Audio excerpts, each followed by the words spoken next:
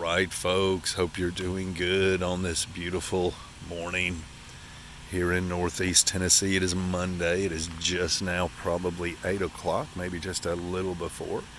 And oh, folks, I'm so tired. Oh, this body is wore slap out. But gotta keep going. It is constant, 24/7.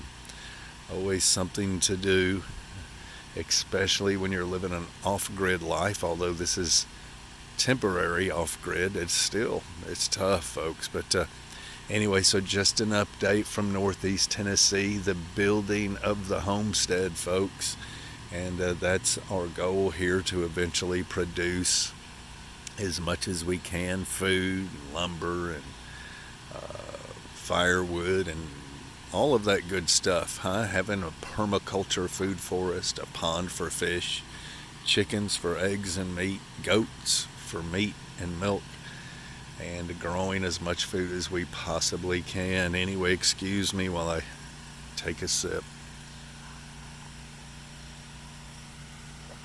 But we can't even really think about the homesteading part of it until we get situated here.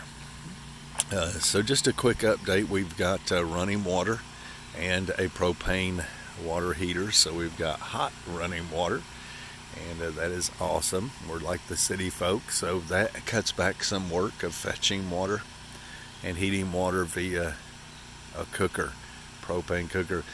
We got John moved. He used to be able to see his camper, him and Billy's camper. We got them moved. They're tucked away in the woods, way on down there by the house. They're back in the woods there. We cleared out a perfect spot. They've got a bigger front yard, bigger area, just lots of room now. You can get all the way around the trailer.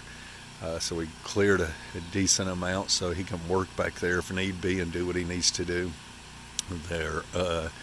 They actually can park right in front or beside the camper now. We installed so this past weekend we worked strictly on his area, on his stuff, to make sure that they could be comfortable, live a halfway normal life. And the girls, we're thinking about them, wanting them to we don't want it too different from where they came from, the house that they were living in there in Georgia. So we put up a trampoline and we put up the swimming pool, and just got things nice for them. Cleaned up all the trash down there. It was a huge pile of trash. Got rid of all of that junk, lumber, and all of that stuff. So everything's good and clean and clear down there. Plenty of room, and yeah, so that's awesome. What else? Oh, we've been working on so they're comfortable. They're in a good spot. They're comfortable, and I'm thankful for that. Anyway, so we've been working on this, and this is the ditch for the underground electric. And this is why we're still off grid, because this is taking a long time, folks. Of course, we got other stuff to do. This week we've got to install a water line here in the Davis Chapel area. And then we've got to, of course, every week there's a couple of days worth of work in Atlanta that has to be done. And that'll be for a long time to come. I mean, that's going to be. And so running back and forth, of course, and working here, plus all the daily chores and everything else we have to do, folks. So this has been slow. We've hit the water line twice. There's a water main running through here. You can see the repair. And so we've hit it twice. And yeah, so it's slow. They told us the water line was on this side of the driveway, so we dug over here. Now, you might look at this and say, well, why don't you just hop over to the other side? But folks, it's taken a long time to dig this ditch. This ditch is 4 feet deep, and yeah, a long time. It's very rocky. We've got a 2-foot bucket. I cannot find a 1-foot bucket for the Kubota to purchase. I can't find it, and so we're doing what we can do. We're staying on this side. I'm not losing this ditch here that we've worked so hard on. So it looks like the water line is kind of veering towards the driveway. So we're going to jump over to the other side of it today and hug the woods. And hopefully we'll keep away from it. So we'll see about that, folks. Anyway, I think John might start that today, but I do have to grease up, lube up the Kubota, grease all the fittings and that sort of thing. This thing is way behind on its maintenance. We've got to change the oil, the fluids, hydraulic fluid, and all of that stuff. But folks, I don't have time. Anyway, so we cleared a spot here. It's going to be clearer. We're going to clear it better. We're going to smooth it out and make it a bigger clearing. I'm thinking about just clearing all that all the way to the house, graveling a lot of it, and that way we can park our cars real close to the house, and we can have plenty of room for a camper motorhome that comes in here, that where we can pull down the driveway. If we want to flip her around, we pull down the driveway back in here. We'll clear an area out bigger so we can back in here and then flip the camper or trailer, whatever it is, around facing the other direction. Plus an area for all of our equipment, and still got to put the utility, still got to put the Ultimate Tool and Material trailer in here. Plus I've got a 5x10, we've got a 4x8 that's got to go in here, and on and on and on it goes, folks. Now and those trailers, those two might be up here this week, so gotta make room. Anyway, folks, so spilling my coffee all over the place, but anyway, so that's that. So we've got running water to the house. We've got a propane water heater, so that's awesome. We've got the camper moved. We got the trash out of here. We're working on the underground electric, and we're loving every minute of it. It's hard work, but folks, we love it. We love hard work. So there we are. Here we are. Oh, man, I don't know. I love Tennessee, folks. Wouldn't want to be anywhere else. But the coffee, I don't know what it is about our coffee maker up here. It just doesn't do like our coffee maker in Georgia. My goodness. Anyway, folks, so the son-in-law, of course, he's a builder, and he flips houses and builds subdivision. He does all that stuff, and so he's got rid of our house for us, sold our house for us, and of course we're still in it, but we don't have long to go, and so that's awesome. That's awesome. He saved us a ton of money, a ton of time, a ton of grief, and a ton of stress. And he knows all about that stuff. So it's what he does every single day. And so things are moving along, folks. They are moving along. Everything but the underground electric. Yeah. Man, everything has ran perfect. This whole thing has been perfect. And except for that, folks. That's giving us a headache. It's the only thing that's giving us a headache. Anyway, folks, put up some steps so it's easier to go in and out of the cabin. They're temporary, but still. Put some screen on the front door so we can get some cross ventilation. Put some 2x4s across so that the kids don't fall out. Install the French door that leads back to the future deck. Right now it's just a 12-foot fall. But anyway, so here we are. So thankful, folks. I hope you're doing something similar. Can't really, right now, can't really do anything as far as homesteading goes. So what the plan, what our plans are is there's a place down here that we call it the Hole. Or at least I do. And the hole is where we're going to put a pond in. Now, not sure how deep the pond will be, but I do know this. Just digging there for the underground electric, I do know that around 4 and 5 feet deep, that the ground is just clay and does not perk. It doesn't percolate. It doesn't take the water. And so, right at that level, now that at that depth over here, now I'm not real sure what it's going to be like down there in the hole, but if I can hit that, that will be a good thing. That means no liner, and it means just a really big pond. And hopefully, I can down in the hole, I can hit some sort of water.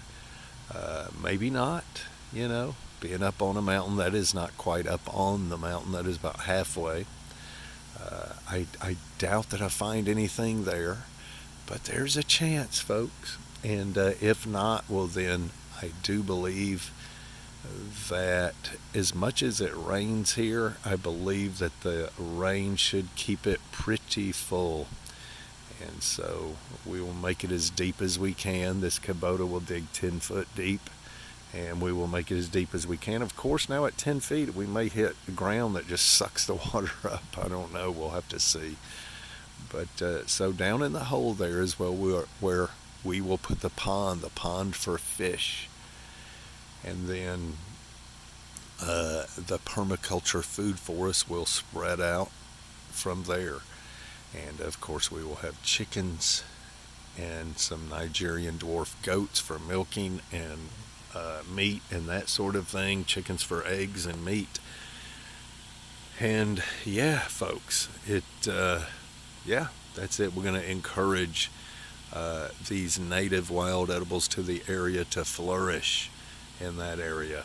And the blackberries, the black raspberries, the high bush blueberries, the autumn olives, and so on, mayapple, and all of these things that are already here. We're going to encourage them to grow and take over that area. We're going to flood the area with Jerusalem artichoke and horseradish and leeks and lots of perennials and that sort of thing.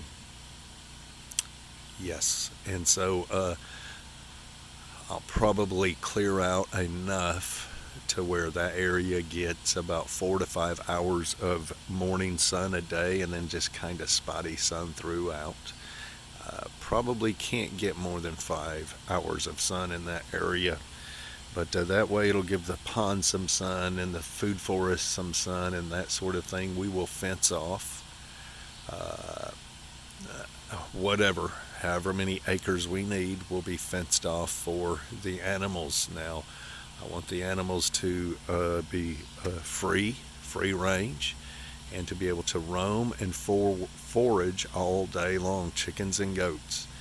And so got to figure that out, how many goats per acre, because folks, I don't want to be feeding just constantly, and I don't want to be cleaning up poop. So I want plenty. We've got plenty of room here, and so I want plenty of room and for them animals to roam, but I want to keep them away from us and from the neighbors, because trying to run a business, trying to work, trying to do this and that with animals screaming in your ear, fighting flies and stepping in poop is just not my thing. We used to homestead 1 acre and still work and do everything else with that. And it was tough with them animals right next to you. We did that for years. Milk goat, chickens, 25 chickens all the time for eggs, and we had at least 1 goat, sometimes 2, and for milk. And it was tough. But anyway, so we're going to do this a little different and cut some of the work out of it. Have some solar powered door openers so that like the chickens can get in a safe area at night, some automatic feeders and automatic waterers, and we're going to cut the work out of it as much as possible.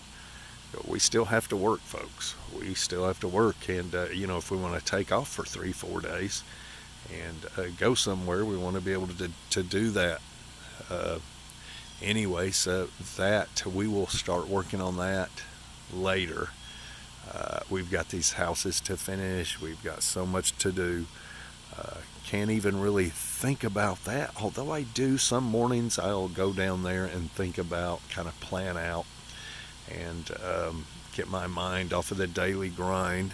But yeah, folks, so that's the plan, to produce as much food. Listen to me, because in this day and age, you should be doing this and thinking this way, to produce as much food, as much lumber. We've got it here, folks. We got the trees. And as much firewood as possible. Now we've got lots and lots of white oak just throughout the property. We've got lots of hickory, lots of poplar, and lots of beech. Now, of course, the poplar and the oak, good for so many things. The beech basically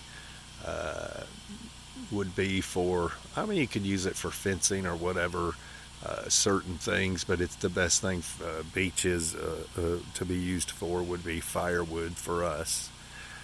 It makes an excellent firewood. And then we've got hickory, and so we've got lots of lumber for we've got lots of trees for lumber and for firewood. Now, folks, I'm getting sidetracked here because I'm looking at another yellow jacket nest, in the ground, yellow jacket nest. It is amazing, this little area right here that I have cleared. You wouldn't believe how many yellow jackets I have come across. And looking at another nest, just doused one with wasps and bee spray 2 days ago, and here's another one. And yeah, so pretty well covered in a yellow jackets right here. Now I knew that they were here. I knew that they were right over there. Man, it might have been like right there by that tree. For years, they've been there for years. I would see them. But before we had a bathroom in there and all of that, I used to get my bucket with a bag and use the bathroom right there. And so I would be right next to them every time. But that was those years ago. And so they've been there for years, but they've spread out, and they're right behind the dump trailer, and they're right over there, and there's another one right there. So it's going to take a while, I guess. Anyway, folks, so yeah, folks, hope you're doing something similar. Hope you're walking and working towards sustainability, independence, and self-reliance. We live in a crazy world. Listen to me, folks. All kinds of things they're talking about. All kinds of things. It's always one thing after the other. One thing after the other, folks. It is amazing to me. Unbelievable. Crazy how things are right now. It's just always something. A tax on the meat industry, a tax on the gas pipeline, a tax on this and that. Now they're talking about grasshoppers, locusts, whatever it is out there somewhere, maybe out west or in the mid part of the United States. I don't know, that is just wreaking havoc on some crops or something like that. And it's always something. It's just constant as something major, And now they're talking about food shortages and prices getting high again, and oh my goodness, and we're already in inflation, and so it's just all so crazy. The world is crazy, folks, and the riots and the protests and the economic ups and downs and the crazy weather and the droughts over here and the floods over there and the wildfires here, and it's just constant. And a lot of this is just natural, and things just happen. A lot of stuff is not natural that is going on, but ain't nothing we can do about any of it except for to become independent, self-reliant, sustainable, self-sufficient, sustainable, independent, producing as much as you can. Folks, you can stay in the big city if you want. Keep living that life you want to live there, the big city lights and all of that. But not us, not me. No, folks, no. We're here for a reason. We've been thinking about this for a long time. We've seen the writing on the wall a long time ago, and we've been preparing. And folks, if we can do it, you can do it. Folks, we took baby steps. If we can do it, you can do it. We're just regular people. We're like you. But we just we just put our nose to the grindstone and went to work. And here we are. We're here. We are on our property. We are here on our mountain, folks. Huh? We're here. We're living here. It's amazing to me when I think about it. I can't believe we're here. We're here. Finally. Finally. For years I've watched these folks on YouTube. I even watch a channel now where years and years ago I watched these folks looking for property to do what we're doing here. They were looking and they found the property. They looked at so many pieces and they finally settled on a piece. And they've already got their house complete. They've got a huge barn complete. They've got a cabin in the woods, which their house is in the woods, but they are not in the woods. But they anyway, so they got a cabin and built, and they got so many other things done, and they're fixing. Since they've got all that done, they're just about to start their homesteading type life and start working on that. And so I watched all these folks for years on YouTube. But I made steps myself. We took steps ourselves. We didn't just watch and be satisfied with watching somebody else do it. No, folks, we watched and we learned, because YouTube's an excellent teacher. We watched and we learned, and we took those steps ourselves. We did some of this stuff ourselves. So here we are on our mountain in the woods. Here we are, folks. And we're going down that same road. Now, I know plans, they change. I could die today, but John and the family will still go on. A tree can fall on me tomorrow, but they'll still go on. This thing will still go on. So thankful to be here, folks. You've got to do something. You've got to do something. You've got to take some steps. Just watching YouTube all the time, watching the Mountain Men show and the Alaskan shows on TV. You got to do more than that. Anyway, folks, we'll see you.